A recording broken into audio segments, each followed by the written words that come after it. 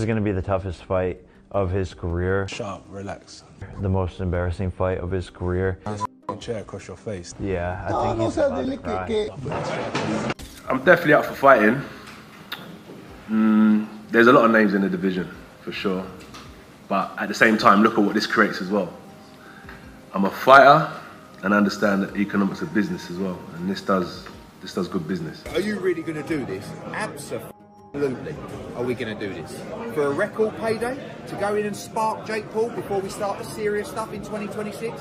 Don't tell me what we should and what we shouldn't be doing. Anthony Joshua has issued a stark message aimed at Jake Paul, and it goes far beyond pre-fight banter. While Paul may view a potential bout as a massive money opportunity, Joshua's team is making it clear just how one-sided and dangerous such a matchup could become. Promoter Eddie Hearn didn't sugarcoat anything, urging Paul to recognize the real risks involved and noting that a single clean shot from Joshua could have serious consequences.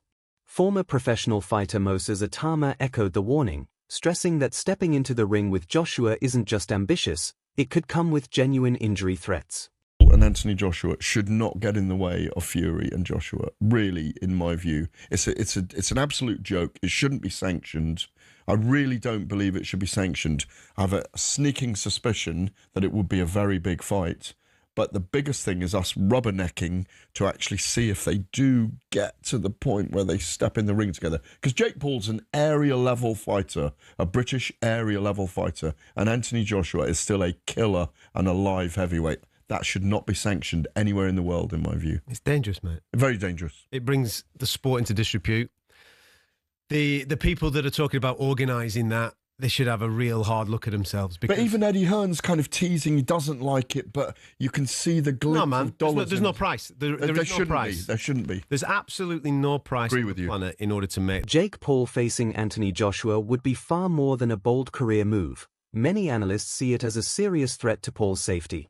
Several boxing commentators, including Ariel Helwani, have cautioned that Joshua's sheer power and seasoned skill set could put Paul in real danger. They point to Joshua's history of devastating knockouts as a legitimate reason for concern. Has been beaten 3 times. The 4 fighters that he beat didn't come to win. So he's not in his prime, is he? He's literally at the end of his career, pretty much finished. And this is why taking this fight with you is telling you all you need to know. It's a cash out. He might as well just cream as much money as he can at the end of his career, fighting an absolute joke shop in clown world. When I beat Anthony Joshua, he says, every doubt disappears. Come on. I mean, if this is a straight up AJ versus Jake Paul, then we all know what should happen. This is a 1-round job because AJ, even though he's past his best, even though he's seen better days, he throws a nice 1-2 down the middle. He's got a nice bit of distance, and fake Paul can't fight. He just can't. I don't care what anybody tells me. He can't fucking fight. He lost to Tommy Fury for crying out loud. You can't jump in with Anthony Joshua now and expect to get a result. So, nothing's going to no doubt's going to disappear. All that's going to happen. Up-and-coming heavyweight Moses also advised Paul to think carefully about his well-being rather than the paycheck, cautioning that one poorly timed shot could leave lasting effects. At the same time, former champion Amir Khan was even more direct, saying that Joshua's power is on a completely different level and that Paul could be seriously hurt if things went wrong, potentially facing severe long-term damage. Joshua sparked him out in like 2 rounds. Really? Why do you look surprised when I don't.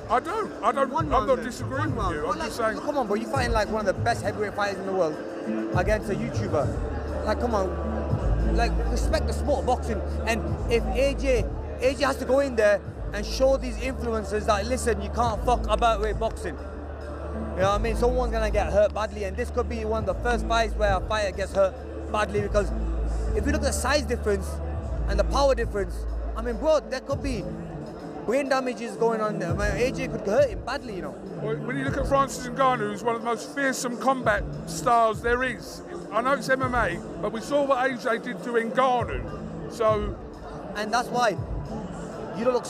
You can't be surprised if AJ is going to do the same to what's it called again? What? For Anthony Joshua, a matchup like this isn't merely a cash grab. It comes with heavy expectations. Analysts such as Johnny Nelson argue that Joshua is stuck in a no-win scenario. If he takes too long to put Jake Paul away or appears to have difficulty, Critics may claim he's shifted from elite competitor to businessman chasing easy paydays. In other words, Joshua has far more at stake than just the purse.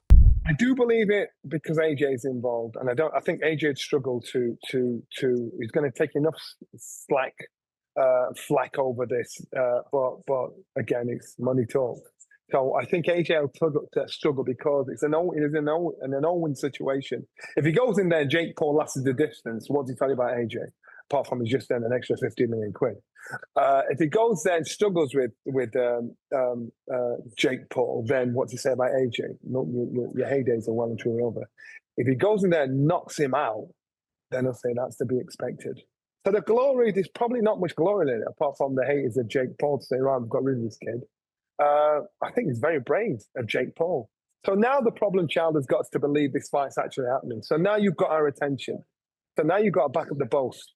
It's not about, you're not playing tiddlywink. This is the only game you can't play. You can play football, golf, tennis. Nelson has given a pointed assessment of Jake Paul's place in the boxing world. He praises Paul as a marketing mastermind who's built an enormous brand, but he doesn't buy the idea that Paul belongs among the sports elite. In Nelson's view, Paul is a solid, domestic-level fighter whose earnings resemble those of a world champion, despite skipping the traditional path most boxers take.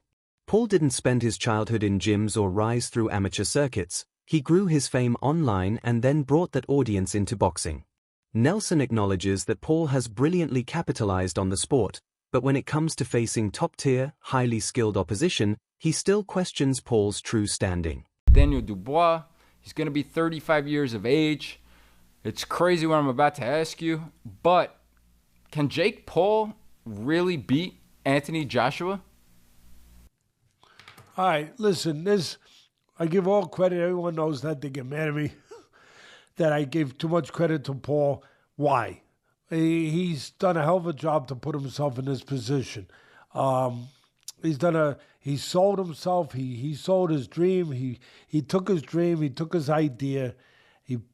And he put it out there, and he made it happen. Give him credit for that. And he made it happen. And he took risk along the way. Yeah, he picked his spots. He's in the driver's seat. He gets to pick his spots. He's the one bringing the money. He's the one promoting. Yeah, he's the name. He made himself that, coming from where he came from, with all his followers and the whole thing, and just the uniqueness of what he was doing. But he has learned along the way. He's not a top guy yet. No, I don't know that he ever will be. He didn't have that amateur background and the things that you usually need to be a top guy. But he has improved. He is a work in progress. He is a guy that you got to give him credit that he's respected the sport. He went out there. Former champion Carl Froch shares a similar view, warning that taking a fight with Jake Paul could damage Joshua's reputation and raise doubts about his path toward Hall of Fame status. At the same time, Joshua has emphasized that his long-term well-being matters more to him than anything else, explaining that the legacy he values most is simply being able to leave the sport healthy.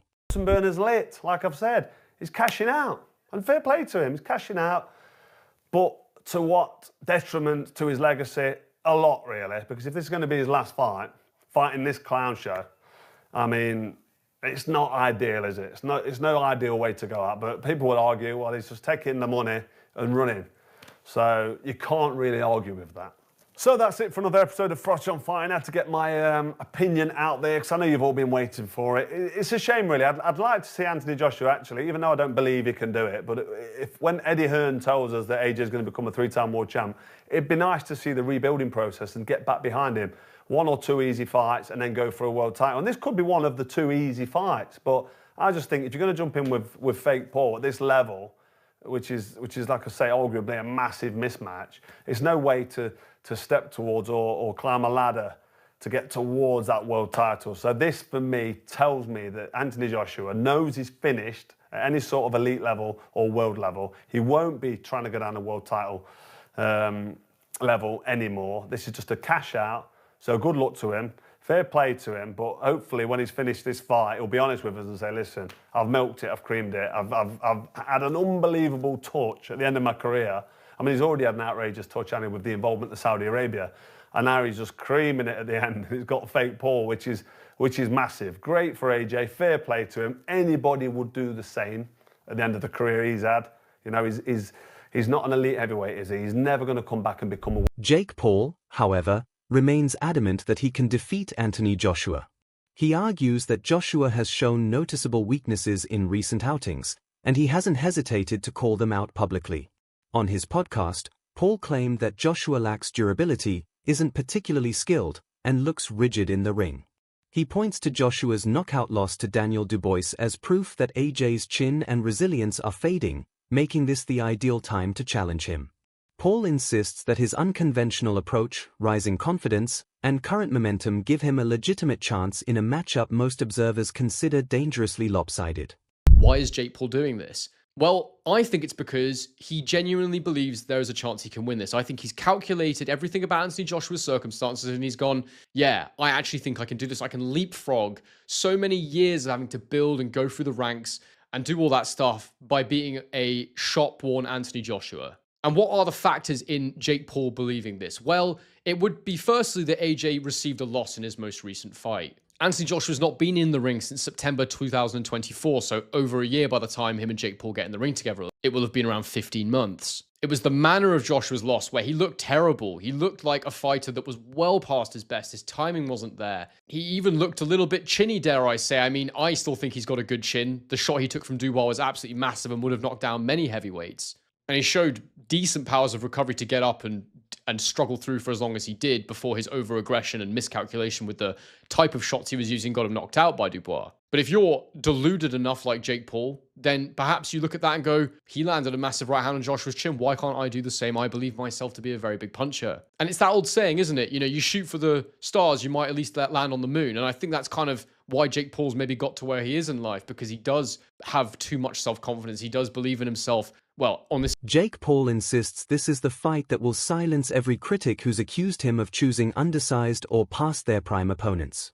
He argues that stepping in against Anthony Joshua, a legitimate heavyweight and former world champion, is his ultimate statement. In Paul's mind, a victory over Joshua would erase every lingering doubt about his legitimacy.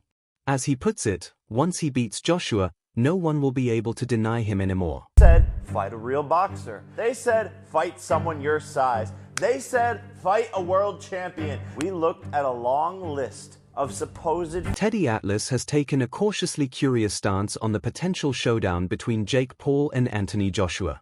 Although he stresses that the leap in skill and experience might be too steep for Paul, he isn't completely shutting the door on the idea. Atlas notes that Joshua's recent knockout defeat and extended time away from the ring could hint at lingering doubts or vulnerabilities. While he still views Joshua as the superior technician and harder puncher, Atlas admits he's intrigued enough to see which version of AJ would appear if the two ever meet. Having said all of that, this might be a step too far. Now, when I say it, I'm also... I try to be responsible. I've been in this game 50 years, so I know where not to step, where you could twist an ankle, or worse, you could break a leg or fall down. When I say that with the understanding, too, that Joshua's coming off being knocked out. Joshua hasn't fought for a year, right? But it's about a year. And there's some ghost in his attic. There are. I mean, I don't know. I don't know if he's gotten rid of some of them, but I know that in the position of a fighter coming where he's coming from, there are ghosts in your attic. I don't know if those ghosts are still taking up space. I don't know if maybe there could be no better exorcism for those ghosts than fighting a Jake Paul. That might be just the exorcism you need to clear out the attic. I don't know. That's the problem. We don't know. That's the mystery part of this. That's what makes it so... It makes it two things at once. Intriguing and, in some ways... Atlas acknowledges Jake Paul's drive and business acumen but remains convinced that Paul will never reach the upper echelons of boxing. He describes Paul as a work in progress, noting that he has earned respect for taking training seriously and showing proper regard for the sport. Still, Atlas doesn't see him achieving world-class status. In his view, Paul has cleverly carved out a niche as a savvy promoter, but when it comes to elite-level competition, Atlas is cautious. He doubts Paul has the ability to step in and defeat top-tier fighters. That does it for this week's recaps and previews. I want to throw one more thing at you, and that's the news. It's been out there for about a month or so, and it's picking up more steam. Jake Paul, Anthony Joshua. Now, Eddie Hearn came out this week most recently and said, I never thought I would say this, but right now the front runner for this fight is Jake Paul for Anthony Joshua's ring return. Joshua coming up almost on a year in September since his KO loss to Daniel Dubois. He's going to be 35 years of age.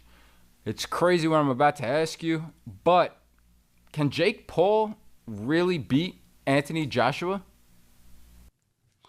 All right, listen, I give all credit. Everyone knows that. They get mad at me that I gave too much credit to Paul. Why? He's done a hell of a job to put himself in this position. He sold himself. He sold his dream. He took his dream. He took his idea. And he put it out there, and he made it happen. Give him credit for that. And he made it happen. And he took risk along the way. Yeah, he picked his spots. He's in the driver's seat. He gets to pick his spots. He's the one bringing the money. He's the one promoting. Yeah, he's the name. He made himself that, coming from where he came from, with all his followers and the whole thing, and just the uniqueness of what he was doing. But he has learned along the way. He's not a top guy yet. No, I don't know that he ever will be. He didn't have that amateur background and the things that you usually need to be a top guy. But he has improved. He is a work in progress. He is a guy that you got to give him credit that he's respected the sport. He went out there. Boxing analyst Aid Oladipo has been frank about the potential showdown between Jake Paul and Anthony Joshua.